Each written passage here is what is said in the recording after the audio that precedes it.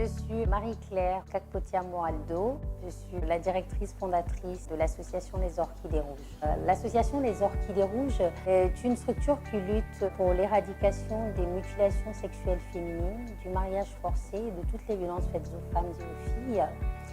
J'ai voulu créer l'association Les Orchidées Rouges suite à mon expérience personnelle. Après m'être reconstruite de l'excision que j'ai subie à l'âge de 9 ans, je me suis dit je ne peux pas rester sans rien faire, il faut que je monte une structure pour non seulement apporter ma contribution à l'éradication de l'excision, mais aussi proposer des solutions aux survivantes, leur dire qu'il n'y a pas de fatalité, qu'elles peuvent s'en sortir. Il y a 4 types d'excision. L'excision, ce sont toutes les interventions qui vont entraîner l'amputation partielle ou totale des organes sexuels externes de la femme. Il est important dans la lutte contre l'excision de créer des ponts entre les pays pour parvenir un jour à l'éradication de ces violences, tout simplement parce qu'on a beau faire des choses en France, si on ne fait rien à la source, ce qui va se passer, c'est quoi? C'est que les petites filles, on va les préserver de l'excision en France, mais elles vont partir pendant les vacances dans le pays de leurs parents et elles vont se retrouver excisées par d'autres personnes, parce que parfois c'est avec la complicité des parents, mais il faut savoir que ça arrive souvent aussi que ce soit sans la complicité des parents. Les femmes que nous accompagnons sont soit des femmes étrangères, nées à l'étranger, excisées à l'étranger avant de venir en France, également des femmes françaises nées en France et excisées sur le territoire français. Il y a parmi elles des femmes, des jeunes femmes actives qui ont un travail, une vie familiale. Il y a également des femmes célibataires avec ou sans enfants. Également des femmes dites migrantes qui ont fui les violences dans leur pays pour se protéger elles-mêmes ou protéger leurs enfants. Ce sont des femmes qui ont beaucoup de difficultés au quotidien et c'est une souffrance qui vient se rajouter à la souffrance liée aux violences qu'elles ont pu subir dans leur enfance ou dans leur parcours migratoire. On va avoir des femmes qui sont excisées et dont les petites filles sont menacées d'excision par la belle famille ou par la famille. On va accompagner ces femmes avec nos avocates ou les avocats du barreau de Bordeaux avec lequel on est en partenariat. On va les accompagner pour qu'elles puissent protéger leurs filles à travers le statut de réfugié en France, par exemple.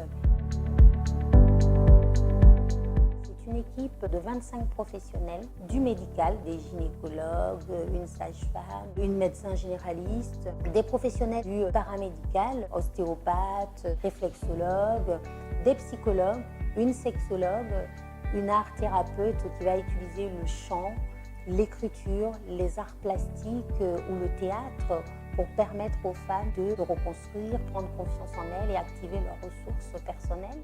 On a également une avocate qui va renseigner les femmes sur leurs droits et les accompagner aussi dans la valorisation de leurs droits et les représenter auprès de la justice quand c'est nécessaire.